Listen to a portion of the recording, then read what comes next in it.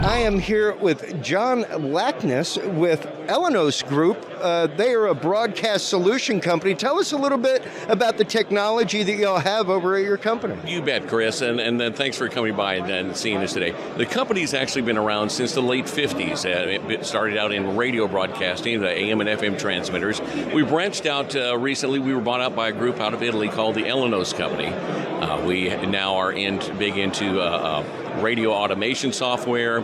We have specialized signal processing. We have audio processing for FM radio. We have smaller power level FM broadcast transmitters and up to about 30 kilowatts. And then we have a line of AM transmitters as well. There's actually two groups. There's one is the ELENOS group, and then the other company is Broadcast Electronics. That's the one that's been around since the 50s. They're big in the HD radio business. And that's basically what we do in a nutshell.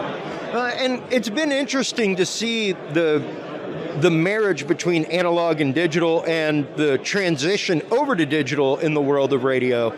Even as a podcaster, to see that they're kind of chasing our coattails in some ways. What are some of the broadcast solutions that y'all are providing now for local stations, smaller stations, college stations, things like that? I mean, as far as the podcasting is concerned, or helping, well, as far as radio is concerned in general, you're right about the podcasting, because the podcasting is starting to meld a little bit into broadcast, because you see the jocks who are doing stuff on the air, and they're podcasting, getting involved with all this. There's a variety of stuff that's out there. I've used a lot of it myself. And it's kind of one working with each other. There's not so much per se the broadcast is working against the broadcasters as it used to be. Now we're all trying to work together and make it better, a more viable solution, because podcasting's huge compared to radio now. Well, and even the fact of over the time of COVID, the number of people that have started online radio stations, that kind of stuff. Like you were saying, the whole HD side that Broadcast Electronics covers. Right.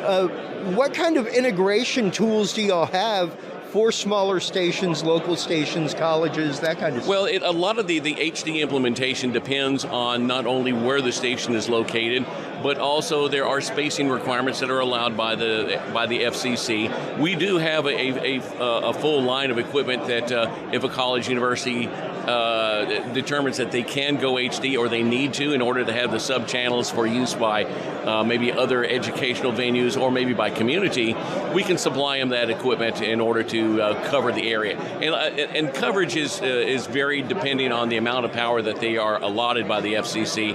So it's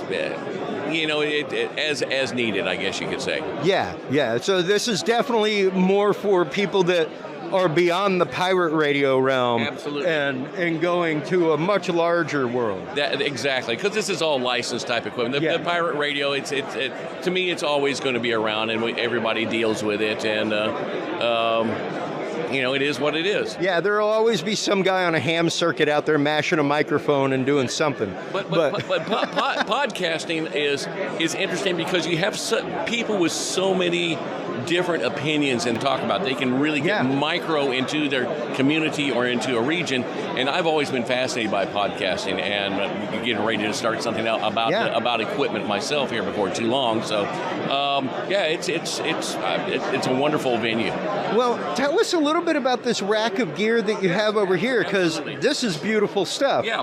Well, we're starting down at the bottom. This is our new line. This is the Broadcast Electronics television transmitters. Okay. And there's a new. It's called ATSC3, and this is going to be the next iteration of television. You're going to have so many more channels that you're able to do than today, because now you have say channel 5.1, 5.2. You're not only going to have that up to multiple channels, but you're going to have data casting. You're going to have audio. You're going to have so many different things you're going to be able to do. And so this is part of what this does. We go from this small transmitter up to those that are this size and larger. And right above it is a 500 watt FM transmitter. The 500 watt is one of the lower end, and it's used by the smaller FM stations, and we go up to much larger. Audio processing, mainly for FM, not so much for podcasting or streaming type of stuff, because that's a whole different animal right there. It is.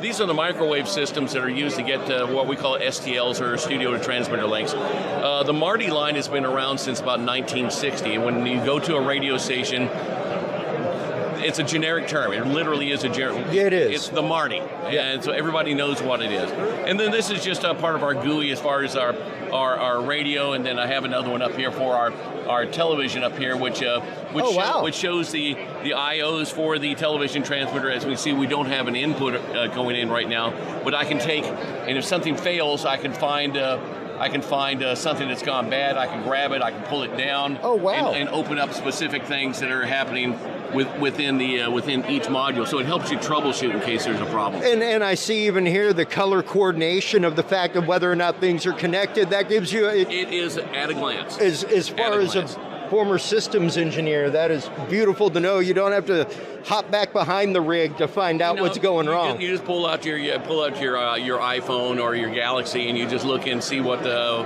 heck is going on. Yeah, I was going to ask, is this available? I mean, of course, this is through a normal web browser, but is it available in a mobile format, things like that, for station engineers? Yeah, because so many engineers now are they're so mobile. They are taking care of 15 or 20 or 30 radio stations. They get an SMMP trap that goes off and goes, hey, station's having a problem. You can just pop it up and look and say, oh yeah, okay, I've got a modulator that's not acting right, so I need to go check that one. Now, is it an option within the system, especially if you have the redundancy in line, to be able to live switch things via remote? You can't set up a trap to where if you see something that fails, it will swap over. Oh wow! So that's fantastic, and that saves everybody. But then that's when you get an email back to your engineer saying, hey, I have switched over from transmitter 1 to transmitter 2. And that's great to know that you can set in that priority to be able to alert them that, hey, just so you know, while you were out getting some coffee, this happened.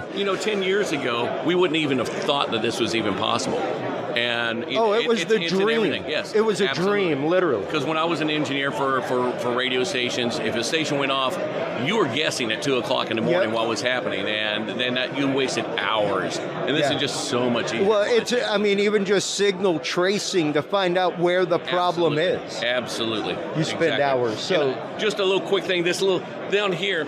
This is a signal device that we can look at the spectrum to see what is going on an FM channel. I'm looking at 104.5, which is what I'm broadcasting over here. But I can look. There's a center carrier at 104.5 there. If I had subcarriers on here, if I was HD, I would be able to see the HD the mask out here.